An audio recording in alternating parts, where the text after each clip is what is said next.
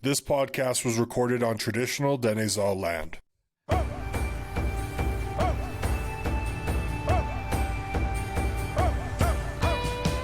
Hello, it's Trey. Welcome to Before the Peace.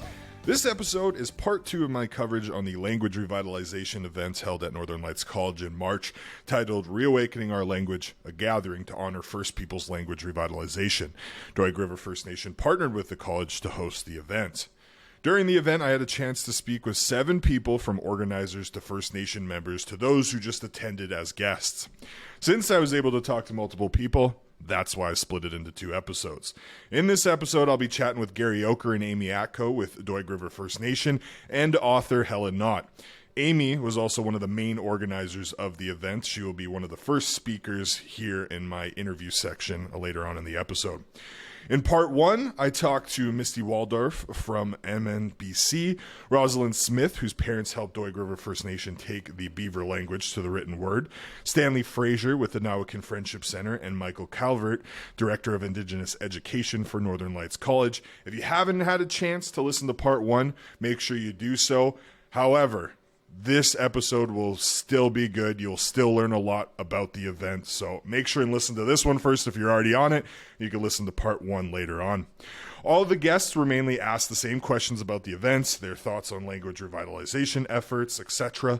You'll also hear me constantly mentioning where we are at in the conference. The guests in this episode were from the second and last day of the conference.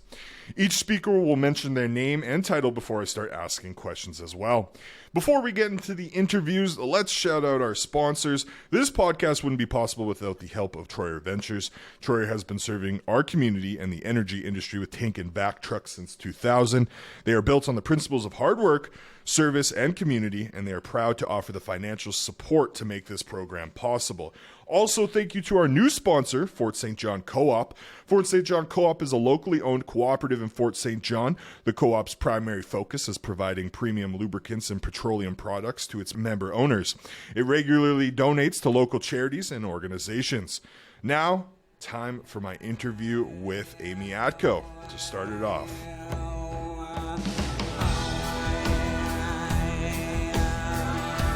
My name is Amy Acko. I'm from Doig River First Nations. On my business card it says language specialist, but I'm a language learner at the moment, creating curriculum and books and stuff like that in our Beaver language for our community and every surrounding communities, and whoever wants it, it's free.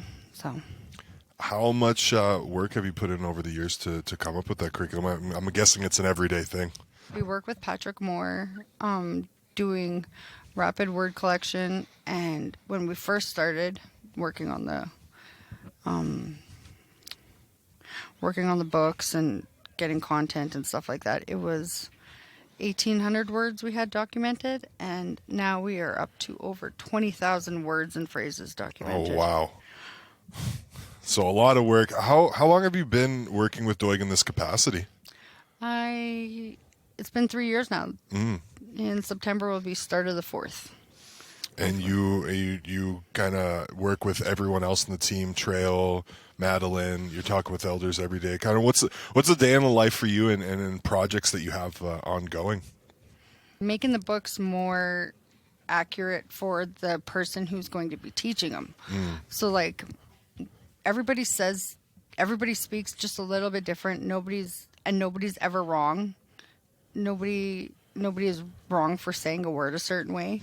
It's just how they say it, right? Yeah. And so the person who's going to be teaching us when we start this, however she says the word is how I want it in the book. And that's why this book is free. And if you want to take it, you can use the books, change it to the way you say it.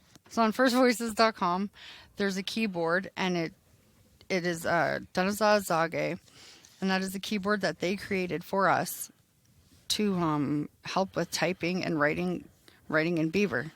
So that's free, so that whoever wants to use the curriculum that we have can use that keyboard and put it and type it the way that they say it. And it makes it so you can personalize it, you can generalize it. And so for us, I'm trying to personalize it so that it goes to however the teacher is going to be saying it, and whatever words they want to use, it's theirs, right? And our language nest and our building will be done soon. Hopefully we'll be moved in June. Yeah, because construction looks like it's almost done. I don't know. It looks like it's almost done. Like it's pretty much up, right? Yeah. So you're a Doig River First Nation member, correct? Mm-hmm.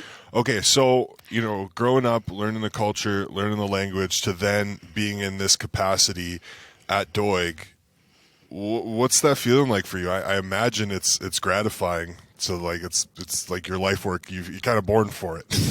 Just another res kid. Just another res kid with a job and a title now. I mean, I get paid to have fun, right? I get paid to go out and we go out and we record the elders doing stories. We record history lessons. We try to document as much as we can. Mm-hmm. Because a lot of our elders are not going to be around forever, and we need these stories, and we need this stuff told, and we house it in Doig. Like, we're not there to make money off it. We're not there to sell it to anybody. It's for members and people who want to listen to it and learn from it and use it for their own experience. See, you're downplaying it. You said it's just a job, but like you're so passionate even with that response right there. You're trying to hide your passion. I know you're passionate, Amy. Oh, I am. I mean, if I start talking, I will not stop. I just finished doing my language revitalization plan presentation for the what was it? First People's Cultural Council. Mm-hmm. I was supposed to be for 5 minutes. Like a 5-minute talk. Yeah. Or 10 minute. It was supposed to be 10-minute talk. I all of a sudden I look, I'm like, oh man, I've been talking for 20 minutes. I was like, there's other people behind me going to talk. I was like, oh my God, I'm done. And the lady's like, I was like, I still have more to say, but I'm not gonna. I was like, I'm sorry. She's like, no, you could have kept going. I was like, no. Because I can just talk and talk. Like, there's so many ideas. Like, our language nest is one of them. Having this stuff having my own school that is bilingual with the native languages in there. The main dominant ones for the Fort St. John region is Cree and Beaver. Cree's on the south side of the bridge and Beaver's on the north side of the bridge. But if you go everywhere, there's not one like. If you go to a Beaver community, it's not just Beavers. There's Cree. If you go to a Cree community, it's not just Cree. It's other nations too there. So I would like my big dream is to have a fully immersion school with the two languages, because back in the day, everybody was bilingual, and that's how they traded, that's how they traveled, that's how they communicated. And I want that again. I want people to be able to talk to each other and understand each other in both languages. And you can use the language. There's so many places that already have this, and we're just behind.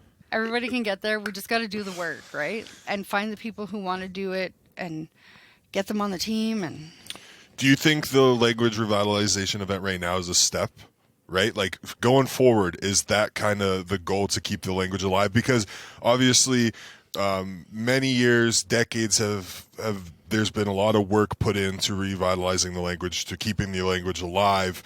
Leading up to this event, what now goes on after? What else needs to be done? I would say it'd be consistency, right? In terms of having this event annually, continuing the work you guys are doing, and coupled with the fact of, these goals you have set out for the future, right? So like when we started with the language, we only had the 1,800 words documented. Mm-hmm. And that's like the hard part of trying to get like curriculum built and stuff like that, because we went through the book and I was like, I've never even seen words for this and this and this and this. So it's not creating new words. It's just, I guess creating new words. That's a bad way of saying it. Finding the words to describe an object, a place, a job title. Like back in the day, they didn't have words for these job titles, right? So sitting with the elders, getting all the elders to agree that this is what that job title entails. Or because on Trails podcast, mm-hmm. I can't remember the word right now, but the word for TV is spirit in a box. That's That's what it literally translates to in English. Spirit in a box. That's what you call a TV. So finding new words like that is... To describe those things is difficult, I would imagine. So well, it's not difficult. It's just getting everybody, to agree on it, I guess, right? To agree on it and be like, yes, that's what I would call that, and being okay with us being like, okay, well, this is getting typed up, and this is what we're gonna use. You're not gonna get mad if we say this, and 98% of the time, everybody goes, yeah, that's what I want to hear you call it. That I want to hear you say it. Say it back. I'm like, But I mean, I'm getting better with the language. My aunties and them, they all talk it around me, and sometimes they're like really excited. They'll say something, and I'm like, say it slower, just a little bit slower, so I can slowly pull out your phone to record. Yeah, well, and that's how me and Trail have been learning. We're like, we'll record little things. So I'm like, this is how you say goodbye, or, well, not goodbye, see you later. And then we'd listen to it, and then we'd repeat it to someone. And they're like, hey, and then they start going on a big sentence. I'm like, that's all I know. Right? Like, that's all I'm confident saying right now. But having, and even starting, like, I want to start culture programs. I want to go to I want all the reserves to hang out. And so, like, everybody gather in one reserve this year. Everybody gather in that reserve the next year. And just take turns meeting up with each other for different events, like a cultural camp or full immersion strict language camp, like where you just, nothing but Danaza is spoken there. And, and just take turns on each reserve. And everybody hangs out, and you get to go hunting, you get to go trapping, or you get to go do stuff on the land, which is, like, the funnest part. Have you, spoken about these ideas before, started putting in some work? Like, how far are some of these ideas you're speaking of away from executing, do you think? I get 2 weeks off next week, so I need my self-care time. But these are for, like, down the road, right? Yeah. Like, this is just ideas and things you're passionate about that you want to bring forward to the communities in general? Yes, and there's, like, 3 other communities that are like, yeah, we're going to do that. And I was like, yeah. I was like, but I need my 2 weeks break, and then we're coming back, and we'll be full head on, right? We're going to hit this head on. So multiple guests that I've talked to, when I mentioned organizing the event here at Northern Lights College, your name gets brought up a couple times. How much work and how much lack of sleep have you had organizing this event? So the first night, like the night before, Wednesday night, I only had 3 hours of sleep. I drank 2 Red Bulls in the morning. I had 2 cups of coffee. No. I forgot to eat at lunch. Buddy's like, I stood up and I was like, oh my God. I was like, I felt lightheaded. And Buddy's like, go and eat now. I was like, oh my God, I forgot to eat. So I had to go eat. And then last night I slept so good. And I had to present today. I'm getting better with public speaking and talking to people. And, like, if I was talking to people I don't know, I probably would get really nervous. But I know everybody here. I'm related to Treaty 8 territory. That's why I can't date anybody in the Treaty 8 territory. I go find other treaties. Oh, I'm so glad I got you on, Amy. So when did you start planning this? What's the work that you put in? Like, what did the work encompass? Like, what did you have to do to make this happen? So we started in Marlene's kitchen having soup and bannock. I made the soup and brought the food there to cook. And Marlene's like, where's the buns? I was like, you're supposed to make bannock. She's like, oh my God, I've never seen bannock whipped up so fast. She is so good. And then, so we had soup and bannock. We're sitting there talking, and we had this big like ideas board and like past, present, and future stuff that we've done, we are doing, that we want to do. And we were like, we should have a language gathering. And then all of a sudden I was like, yeah, buddies. And then someone said, hey, I have money. And I was like, I can spend it. I was like, trust me. I was like, I can get this done. And spend it you did. And I did. We went over budget. And I was like, the one gentleman was like, yeah, we're over budget. And I was like, I was in Calgary at another conference, still organized. Like, there's no days of no work. I was organizing like everywhere I went. I was in Victoria talking to people. I'm like, hey, do you want to come present? So you were networking, you were organizing guests. Were you like organizing the vendors that are here as well? Like, did you kind of help with everything, right? Yeah. And how are you feeling now? Now that the event's almost done. Now I feel everybody is well equipped and knows what to do. That next year I'll just be like, hey, You guys do it. yeah. I'm out. Yeah, no. My 2 weeks. Yeah, no, I'm not out, but I know. Well, and now they so this year they've already found people that they want to invite for next year, and Awesome. we definitely are going to have a bigger venue, and we're going to have less works. I mean, we had a lot of workshops, and that was one thing that we kind of talked about was like too much information in a small amount of time. It's overwhelming. So I hope next year, and if they're listening to this, next year we have less workshops, but more networking time, like people just talking, because that's what everybody misses since COVID and stuff. Nobody gathers anymore, and We're getting back there. Like, events like this are definitely helping, but I do agree with you. It's still like a lot of people are like about going to gatherings as much. So I do think it would spark it. So you're looking to grow it year after year, right? Moving forward, is there anything you're looking to include next year, or not even next year, just moving forward? Kind of again, some goals for the event itself. so I'm pretty good at spending money. I could definitely use more sponsors. Anybody that wants a sponsor, get a hold of Michael Calvert at Northern Lights College. Send him your money. And it will happen. And it will happen, and it will be bigger and better, and we will have so many people there. And if you need posters up, we'll advertise you, no sweat. So do you guys think you'll maybe try to incorporate talking about more languages or get different speakers? Kind of, I mean, it's too early now. The first event hasn't even finished, but kind of are there anything is there anything in your head, at least tentatively, to add to next year? So, like, my favorite presenter from this thing is Christopher Parkin. He was the one who gifted us the curriculum. And I want him to come up here and teach us how to use the curriculum and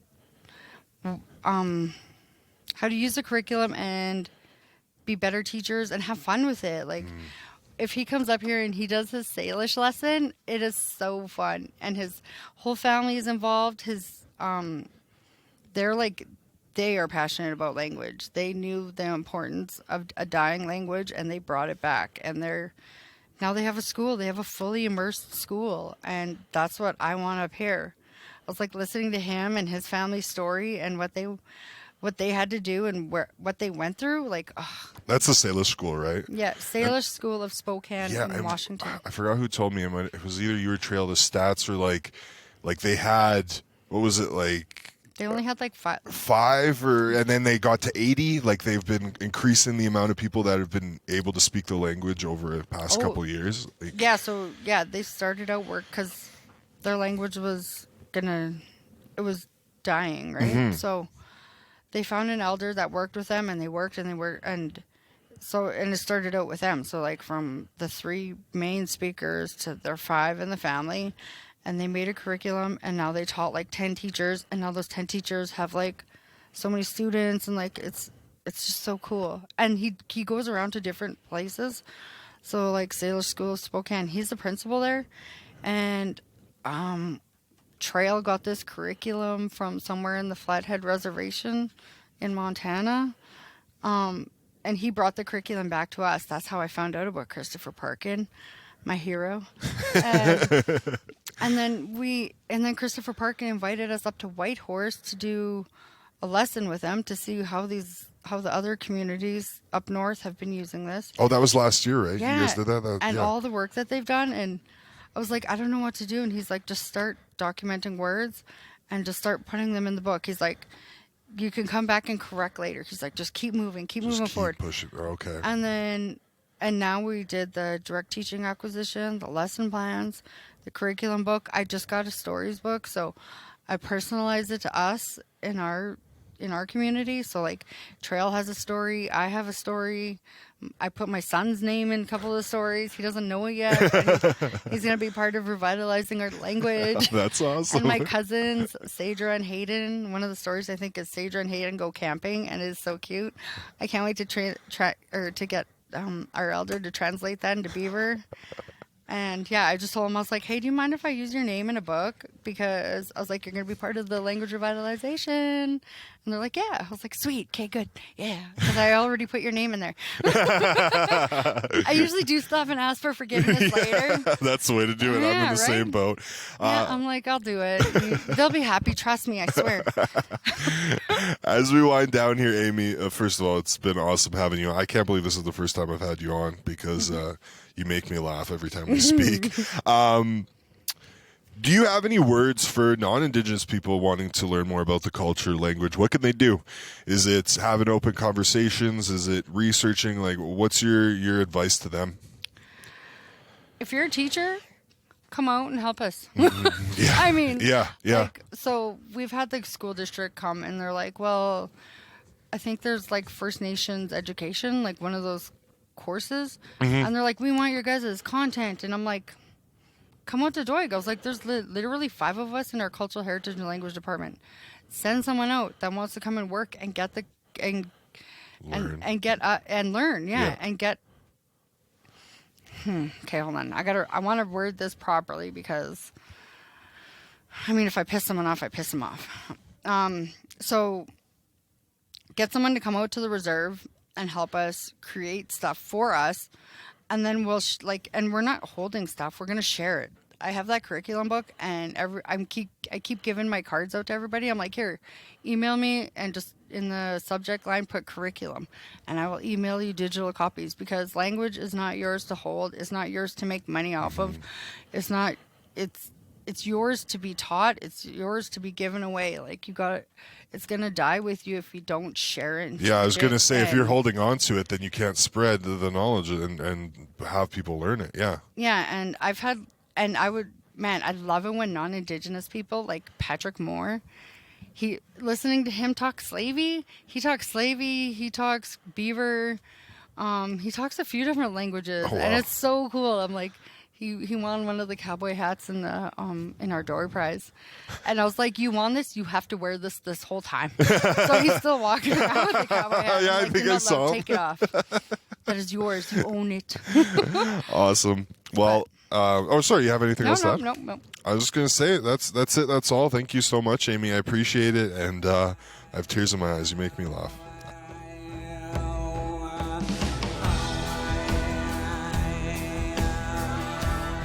Gary Oker. Title with Doig? No, actually, I got a new role now. I'm the creative design director for the BC Hydro Site C Cultural Center. Oh, that's so awesome. Yeah, that's mainly what I wanted out of that was the new title. Just to start off, we're in the middle of the last day of the language revitalization event at Northern Lights College. You've been up there speaking. I know yesterday you were speaking about the importance of music and language, as well as who was up there with you? That was Sammy. Sammy was up there as well. How's the event gone so far? How are you feeling about how things have taken place here and you know, all the organization up to the event and now it's actually happening? You know, what's that feeling like for you? Just wonderful experience. Talking to a lot of people, and what they've been saying is that we've been wanting to do this for a long time, and finally it's here.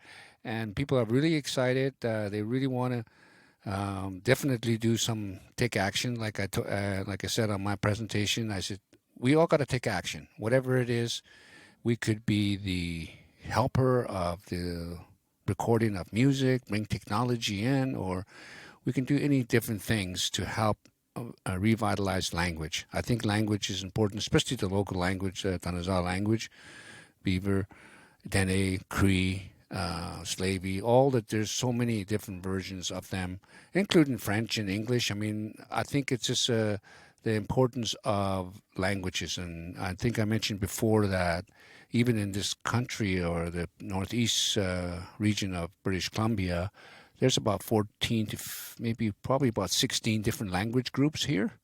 So, we already got international language people coming in from, different countries all the time. So language is important, and we want to make sure that everyone understands the local language.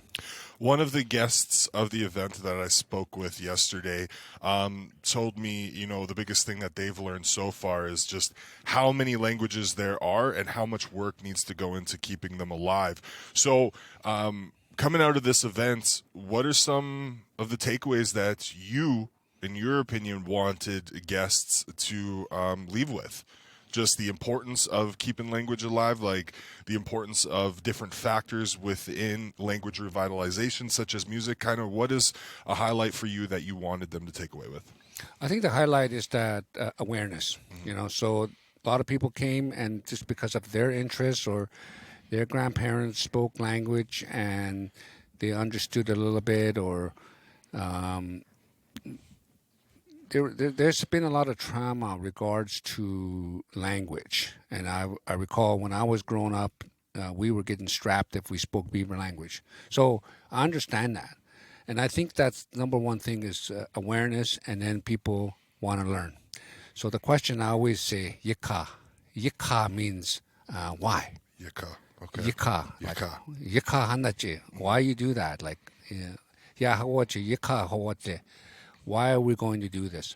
Well, I think the my why is that it just gives me a different perspective. Like it gives me a different view of things, and I think that's what language does. It gives us a different perspective on the things, and more of a holistic view, because you can only, with English you can understand certain things, but when you add language and you have a different view of it, even if it's putting the subject, in front or the back, it creates a different perspective. So out of here, people are really excited about it. Innovation and creativity, that's what I've been always promoting. We need to be creative and get started. And the more people do different things, the more techniques that we can find. Just like the people from Spokane, Washington, when the first day, the keynote talked about. That was the Sailor School, right? Yeah. Look what they've done.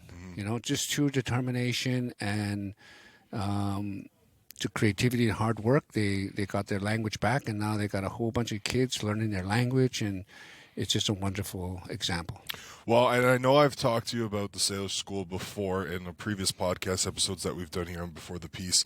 But I guess going off of that, how big has it been for Doig building relationships for events like this, if that makes sense? Like all the relationships and the work that has gone in on the language for many, many years, and these relationships have helped lead to this event. How big has it been for Doig to build those relationships and throw something like this? I think it's a very important thing that we've always did in Doig. We always out there building relationship with all people, and people that can. We share our vision. We share our vision with people, everyone from government, industry, and you need to have that relationship with all kinds of people in order to get support systems in place, right? And especially even on the leadership, when I was on the leadership role in council, we always had feedback coming back from elders. Okay, here's what we're thinking. Here's what you guys said. Now we have a plan, and we got some budget in there. Are we ready to go? I mean, is this still good? I think that is the most important thing in any kind of initiative, is that we constantly, set things up, put our ideas out, and then ask for feedback. How are we doing? Are we still good to go? And are people happy? And I think that is the key thing in any development. And obviously, the organizing of this conference certainly have done that. Oh, yeah. They were given the mandate and some budgets to do it. And so you only got 2 months to pull it off. And they pulled it off. And they pulled it off pretty damn good. I wanted to comment too, and I said this yesterday, and I have the same feeling today. When I walked into the school and walked near the atrium, I felt for lack of a better term, like a good vibe. Like it's all positivity. Is it similar to you these past couple of days? I know you've been working hard, but do you still have that kind of? Do you have that kind of feeling? I feel like I'm I'm at home. Like Yes, it yes. feels like so comfortable. Everybody's full of smiles. That's awesome. And that's another thing people have been saying here. Just like finally we're getting together without some tragedy or funeral or whatever. Now we're just doing it because this is important for our own sense of identity, sense of purpose, and of being whole, and making sure as we're getting older, as elderly people, what are we going to leave behind? What are we going to leave behind for the next generations? Well, we need to put something down of higher belief systems, to believe in themselves, to share love, and all those things that our ancestors talk about, the elders talk about. That the greatest thing that one needs to understand is self-love. If once you do that, and you can talk to yourself in your own language in doing that, and it's even better. And a lot of people do that too. You look in the mirror and I feel good, and give yourself love. That's, I think, the key things that a lot of elders have said, that we need to teach the younger people the philosophies the old people have talked about, the things that we live by. Do good for others, share what you know, and then always give out something of your time to help elders, to help community. That's what it's all about. So today, in the last couple of days, today, I again feel like a sense of community with a sense of purpose. Everybody wants to do something about this language stuff, revitalize our cultural understanding about what we can contribute to make a life better. That is so awesome to come in and have that type of atmosphere for an important event like this, right? Doig has been working for decades on the language. There's a department set up within Doig working on the language. They organized this event to keep the language alive. What needs to be done now moving forward? Is this a continued effort of constantly day-to-day doing transcriptions, talking with elders, and on top of throwing more events like this? Kind of what's the plan in the future roughly that you guys have so far? Well, definitely, based on what people were talking about here, they want to make something like this a national or annual event. So there's already talk about planning for next year to do more, and maybe, I'm not sure exactly what based on the feedback from the participants today, I think they'll have a better idea what kind of agenda they should put forward. But I think the main thing here is that we need to make exhibits, curate information and stories, and identify some of the key things that's going to make life interesting. Like I know that in my role as the creative design director, I'm going to be working with all the community content creators. I'm going to be working with exhibit designers and other technical people. And my role is to pull everything together to create a consistency in and around the storyline of Ice Age to digital, back in the time to now. What is that we want to share with the people, right? We want to share, obviously, how to improve one's life and how to be a better person by sharing of culture and knowledge. And I think that's the main thing. Get together as a community and focus in on certain things that is important. Outside of Doig, what would you like to see for the language, whether it be Beaver or, like you said, Cree, moving forward to keep them alive? What would you like to see? What do you think needs to be done? I think we need to adopt AI. I know you are on that AI. I agree with you. It's just how it's approached, right? And did you end up doing that trip to New Zealand yet? Not yet. Not yet? No. That's one of the plans and dreams to do that. I think technology, the way it is right now, is so fast and is so wonderful that we need to be on top of it and work with others that are doing that to make it quicker. Because right now it's a slow process to get things moving, and we just need to do a lot better and animate some of the machine learning, use machine learning, and that type of thing. And of course, making music and art and those type of things, all part of the whole revitalization of culture and move it towards tourism. If that's what it is, everybody needs a job, so we definitely want to create those type of things, especially with the cultural center and Site C. We need to train people. We need to train young people to, really take out elders and document them and then transcribe them and put it into a system like we're doing in Doig. As we wind down here, one of my other questions is for non-Indigenous people who are interested in helping advocate just across the board for language, for culture, Indigenous, Inuit, Métis, what do you think they need to do? What can they do? Is that just as simple as researching? Is that open conversations? What do you think that they can do to be the best advocate possible? Well, obviously, become an ally. Like I was telling people, what is your passion?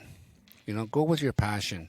And then if you're good at wordsmithing and learn how to do good proposal, you can be a pretty valuable and handy person to work with any of the nations and say, hey, you know what? I know how to do a proposal. Yeah, so that type of thing, those kind of skills are needed. Anyone, even from, curriculum development to transcribing and organizing with technology. Yeah, so anybody with those type of skills are definitely needed, and you just got to reach out to the communities. Awesome. Thank you so much, Gary. Yeah, you bet. Okay, thanks.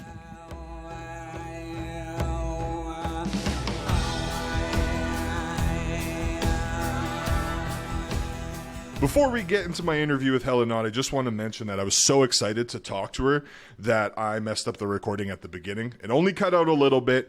You will notice that she states her name and then it goes right into a conversation. She was talking about her feelings, or initial feelings, about the event.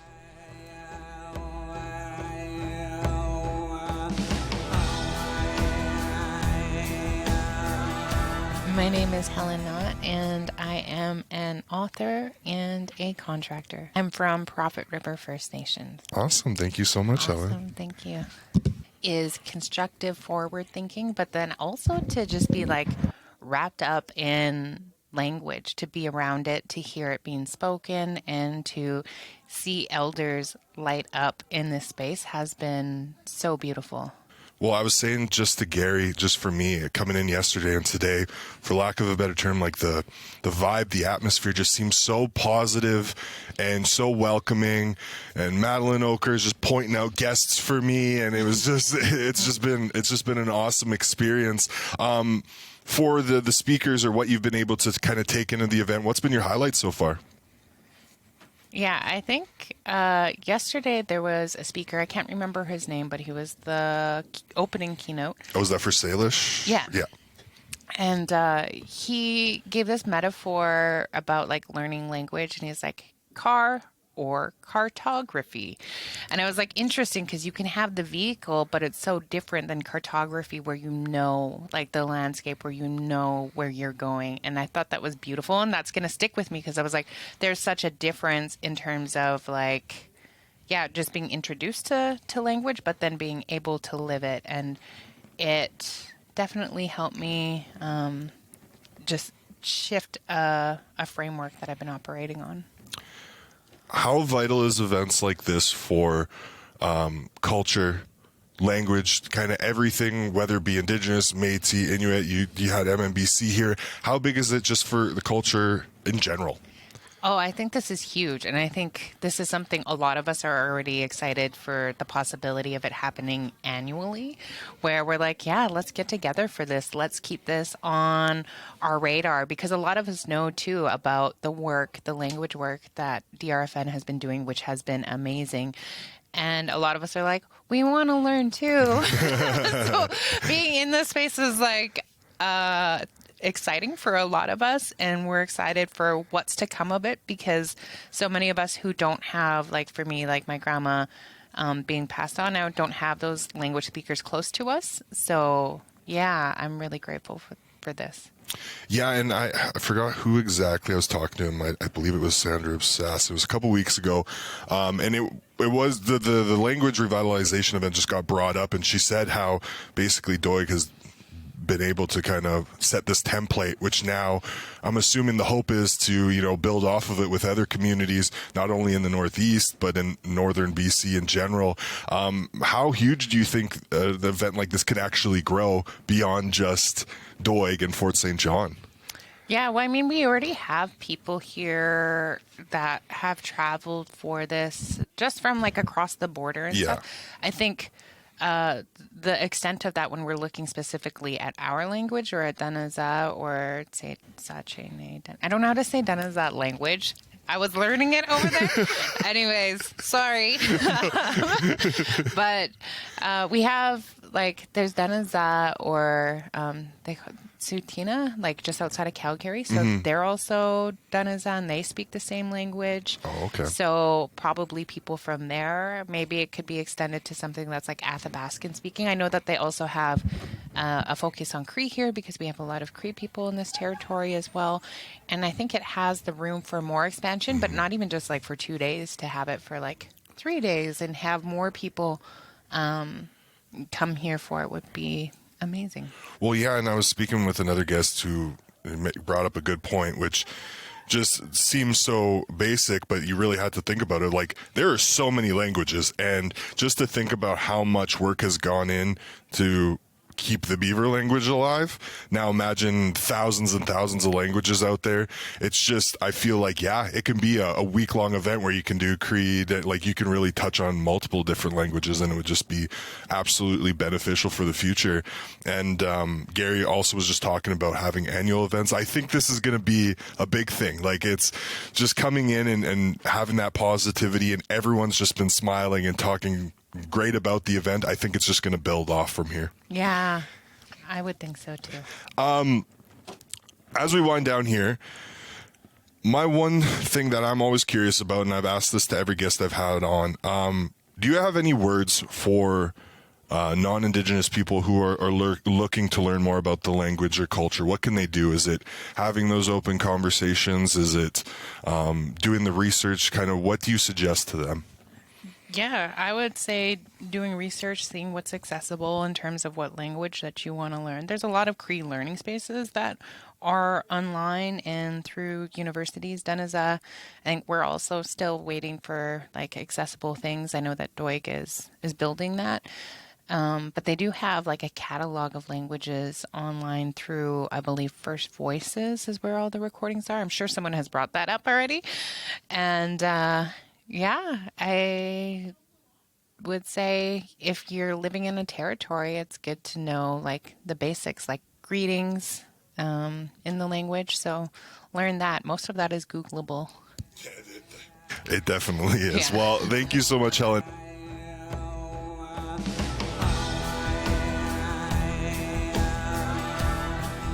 I hope you guys enjoyed part 2 of my coverage of the Language Revitalization event held at Northern Lights College in March, titled Reawakening Our Language, a gathering to honor First Peoples language revitalization.